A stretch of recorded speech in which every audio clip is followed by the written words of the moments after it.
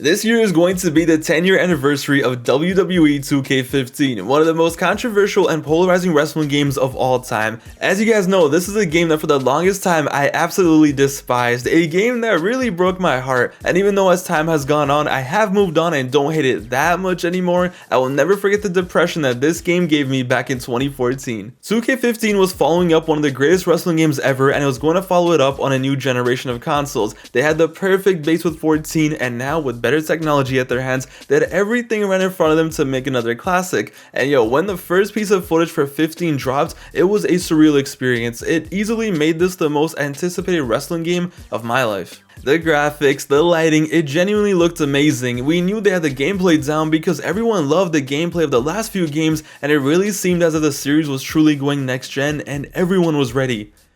And then the game dropped.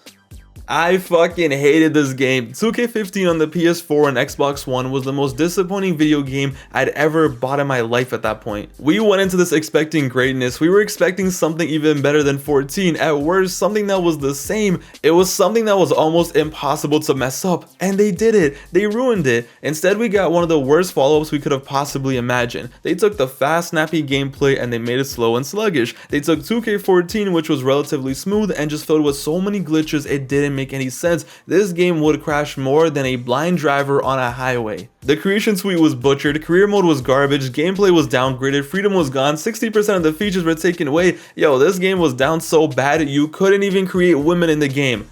How the hell does that even happen? Nah, this game was down so bad that even with the most powerful consoles at the time, you couldn't do tag team TLC matches. It didn't make any sense. Somehow, some way, these idiots with more power in their hands, better technology in their hands, made a game that was worse in every way compared to the prior game. I guess with great power does come great responsibility. Rest in peace, Uncle Ben. And that is why that to this day, when I think of 2K15, I think of depression, I think of sadness. This was supposed to be the game that set up wrestling games for the next generation.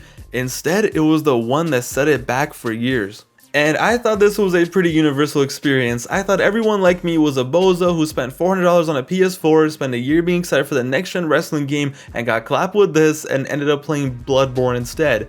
But after I made my original 2K15 video a few years ago, it turns out there was a whole other side of wrestling fans who never really got that experience. And that's because they played this game on the PS3 or the Xbox 360. As someone who got bamboozled by 2K15, I had totally forgotten that this game was even released on last gen consoles at the time. For years, I kept getting comments of, it was fun on the 360, hey, I love this game on the PS3. So I finally decided to go back and check it out. Check out one of my most despised games, but on the PS3 and the Xbox 360. And ladies and gentlemen, this was a trip. Loading up the game, it hits you right away. They don't try to hide it, they don't try to disguise it. This is basically 2K14 updated. From the menus to the character selection screen, it's the same thing.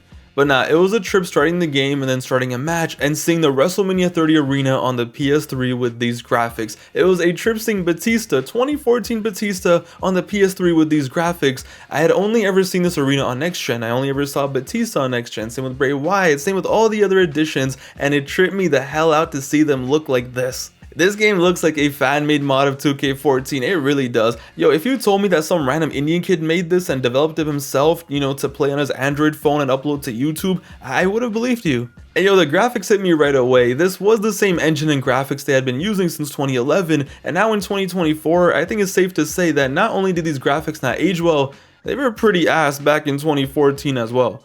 Which is why idiots like me were so thirsty for the PS4 version. We wanted better graphics so bad, and this was definitely the game that taught me the valuable lessons that graphics weren't everything. But after the initial shock of the graphics, once the game starts, once you're in the match, it's all there. It's everything we loved from this era back at it for another year. Once you get past the jarring graphics, this game, just like 13 and 14, is super fun and satisfying to play. The smooth ass gameplay is here, the freedom to do whatever you like is still here, you still feel like you have rights unlike the next gen version, and you just reminded of how fun this gameplay was. Whether you're taking on the CPU or playing with your friends, this iteration of the gameplay hit the sweet spot at the time and still holds well. I had an absolute blast just doing absolute buffoonery in this game. I loved how there was still still crazy over the top animations. I loved how hectic it could get. If you want a classic wrestling match with reversals with work rate, you got it. At the same time, if you want the CPU to participate in absolute clownery with you, you got it. CPU Shawn Michaels has a broken back. He don't care. He don't feel anything. He doesn't care about his family. No, he's just gonna go on top of the ladder and do a moonsault for no reason. Thank you, Shawn. The gameplay is so much better than the next gen version that playing this now all these years later, it really does feel like that this iteration of the gameplay was our generation's No Mercy. Like 12, 13, 14, 15, they didn't look the best, but the gameplay was just that damn good. They reached a point where for the time they perfected what wrestling gameplay should be like. But yeah, there are things that I do like about the next gen version which I do wish were in this game. Tired finishers were an awesome addition to the next gen version of 2K15, and I do miss doing the tired sweet chin musics and the AAs and just falling and dying and making it seem like the most epic match ever. I did like how they tried to make the game more realistic in certain aspects, but if I had to choose, if I wanted to have fun, this version clears easily. Imagine if they kept everything the same but just upgraded the graphics. Nobody would have ever complained, society would have been perfect, there would be no wars, no nothing. But no, they had to mess it up, and that's why it hurts so much. I had a lot of time going back and playing this. Yeah, it's the same game as 14, and that's not a bad thing. And yeah, 14 did have a better roster with all the legends and the arenas available, but still, 15 holds it down. The updated roster, plus the updated arenas, plus this game had some pretty awesome unlockables as well. The creation suite wasn't totally butchered, you could still create whatever you felt was missing, and I can see how people put hours into this. It's funny though, looking back at the post for when this game came out during its release, people were pissed. They were angry that this game didn't have the features of the next gen game. They were angry that this wasn't a real sequel and more of a reskin. And I'm just like, what features? Crashes, glitches, the ability to not do half of the stuff you want to do? Yo, people were pissed that this game didn't have a career mode. Why? Why would you want to play that garbage anyway? People were pissed that the gameplay was exactly the same. Why is that a problem? It's funny because the whole time they had the better version of the game. They just didn't know it. Yeah, it looked a little uglier. Okay, a lot uglier. But hey, it's the inside what counts, right guys? So while the next gen version took out a bunch of match types and whatnot, this game kept it. You could still do Inferno matches and burn a 60-year-old Ric Flair to death if you wanted to. You could still do 4-man TLC matches and whatever, and I had a lot more fun than I ever thought I would by going back and playing a special guest referee match. Hey man, maybe I'm just a little slow and I get impressed by the stupidest things and that's a reflection of my IQ, but I was out here having the time of my life as a referee. I was out here clapping and cheering with the wrestlers, you know, cheering them on, and then just deciding to just beat them up whenever I felt like it. Then they started attacking me for some reason, like, hey, what did I do? I was bringing in weapons for them to use. I was having the time of my life being a referee. And that is a silly shit that to this day we don't get in wrestling games anymore, and the removal of it all began on the next gen version right here. It's weird. I get being disappointed back in the day getting this game and expecting something new. You know, you did spend $60 on it, and just getting the exact same game as last year does kind of hurt, but at the same time it's like, at least this version was fun, and also what the hell did you expect with 9-year-old consoles? At least in this version, you can play all the matches, create whatever you want to create an arena if you want, because you know, you can't do that on the next gen version.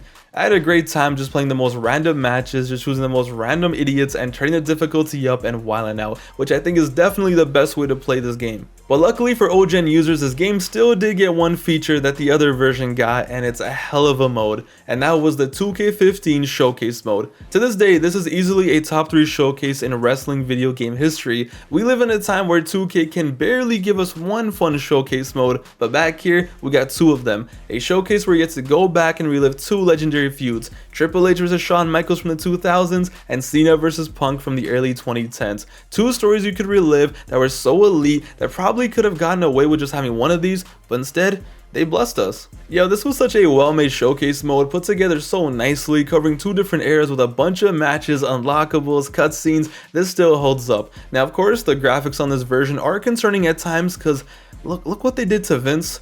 Oh no, Punk, please, don't leave. How will I ever survive?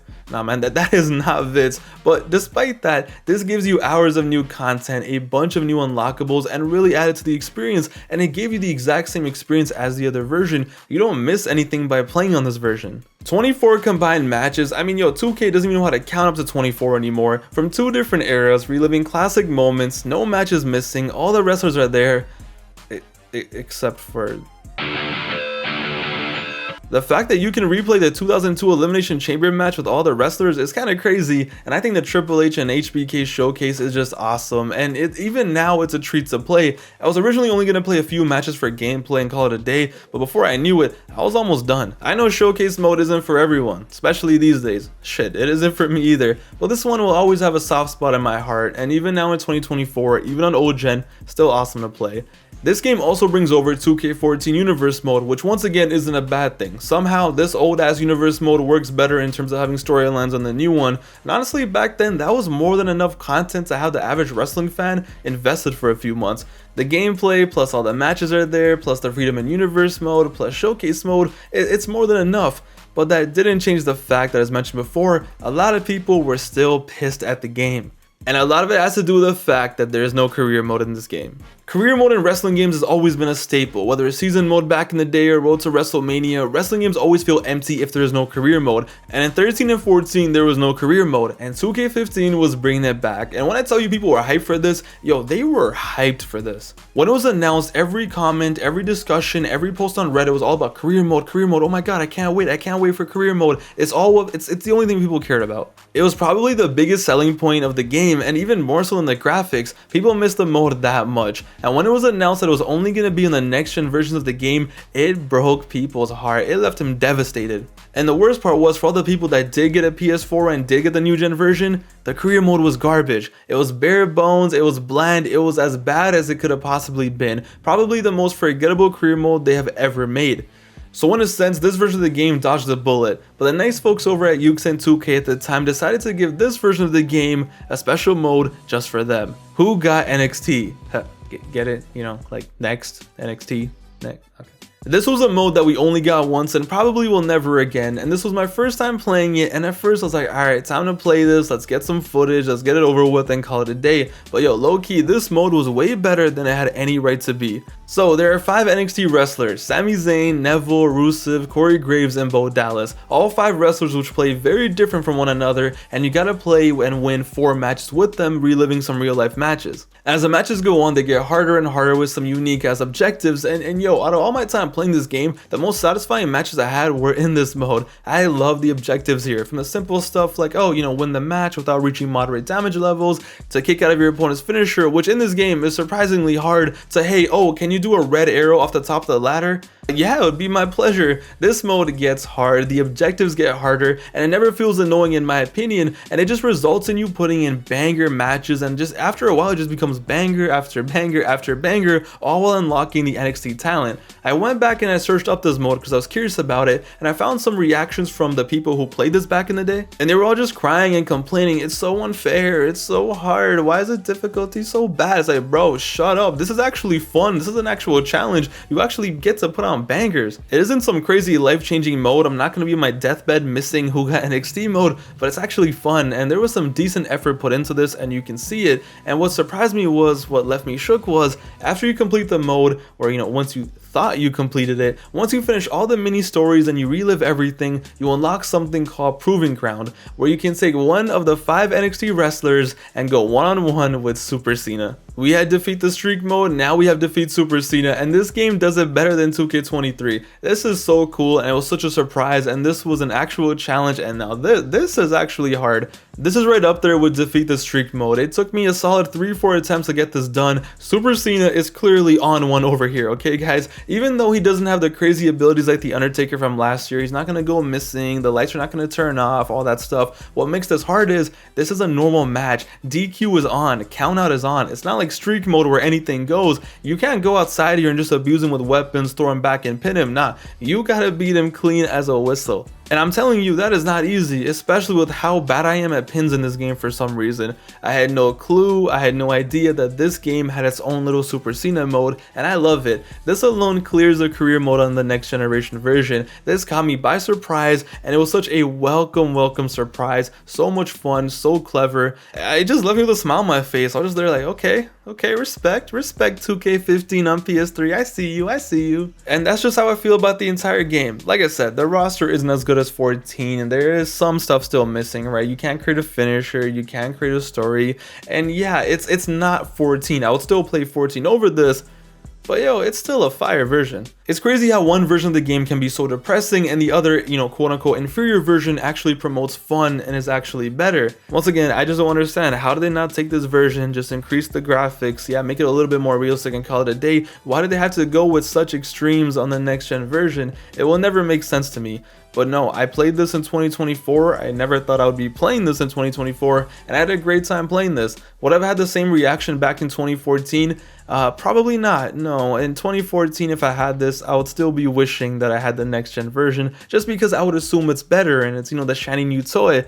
But as someone who only played the new gen version back in 2014, I know if I had the same version available, I would play this more than that one. Yeah, it looks ugly. Yeah, it looks like some random fan-made mod half of the time, but who cares? It's still a well-made game. It's the culmination of all the PS3 and 360 wrestling games in its final form, and you gotta love it. I can definitely see how all the kids who got this version look back at 2K15 so fondly, because they actually got a banger. Unlike me, I got depression. Definitely the best way to play 2K15. In the comments down below, let me know your memories of the game. If you're one of the kids who had this version, let me know what you guys remember. I had a great time going back and playing this, and I was not expecting that whatsoever. Who Got NXT mode really surprised me, and that is definitely my main takeaway from this game. And I don't know, I wouldn't be surprised if I go back and play that again. Okay, alright, I'm lying. I'm probably not, but still, it was very impressive. It's your boy Pav, and I hope you guys enjoyed the first video of 2024. I'll be back with more content coming soon. Your boy's going back full time on YouTube, so I'm gonna really push the grind, really drop some fire content, and really take over the top spot of wrestling YouTube, because it's mine. The throne is mine. Until then though, take it easy and hope you guys are doing well, okay? Later guys.